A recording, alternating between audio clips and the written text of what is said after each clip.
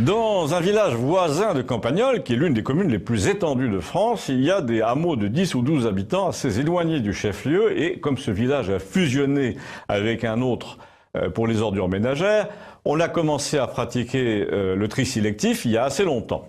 Le camion passait il y a 10 ans 2 fois par semaine pour ramasser une poubelle jaune avec des consignes assez grotesques pour le remplissage. Je cite, « Il est nécessaire de vider et d'égoutter les emballages. Les papiers ne doivent pas être souillés, etc. » Enfin, en somme, c'est tout juste si on vous demandait pas de nettoyer vos ordures.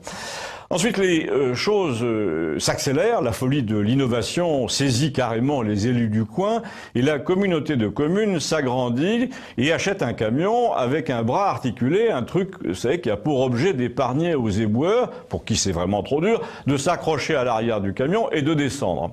Mais surtout, ça fait des économies de personnel. Oui, parce que sur 3 éboueurs, il n'en reste plus qu'un qui ne descend plus et qui en plus vous fait la gueule quand vous doublez le camion en voiture. Le problème, c'est que le camion ne prend plus que les petites poubelles. Donc, elles deviennent trop petites pour les habitants, fatalement. Et en plus, pour rentabiliser l'achat du camion, on fait aller cet engin de plus en plus loin dans les hameaux. Donc, il ne passe plus qu'une fois par semaine, voire tous les 15 jours.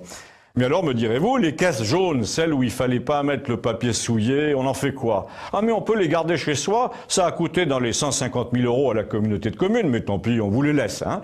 On se rattrapera sur la taxe d'ordures ménagères.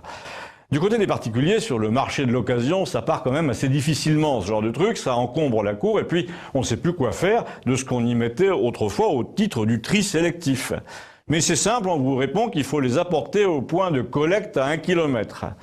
Alors vous connaissez la fameuse expression « de qui se moque-t-on » ? Mais pour une fois, je vais vous dire expressément de qui on se moque. On se moque de la personne âgée à qui on a dit qu'il fallait trier en la culpabilisant pendant 10 ans pour finalement lui expliquer qu'elle doit aller trier à 1 kilomètre et à 83 ans. Du coup, évidemment, elle ne trie plus rien du tout, et quand le vieux Marcel, par exemple, fait le compte de ce qu'on exige de lui en échange d'un pareil mépris, il dit qu'il faut quand même pas prendre les gens pour des cons. Ensuite, on se moque des villageois dont la taxe d'ordures ménagères ne cesse d'augmenter pour un service qui, lui, est toujours en baisse.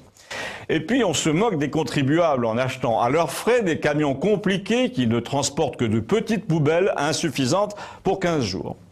On se moque enfin des milliers d'éboueurs qui ont été mis au chômage par les conseils généraux sur la recommandation d'une allumée en tailleur beige du genre Ségolène Royal, le tout pour enrichir le fabricant du camion à bras articulés, lequel est en panne tous les 2 mois mais fait l'objet d'un contrat de maintenance sur site dont le montant n'a toutefois pas été révélé, sans doute pour éviter les débordements.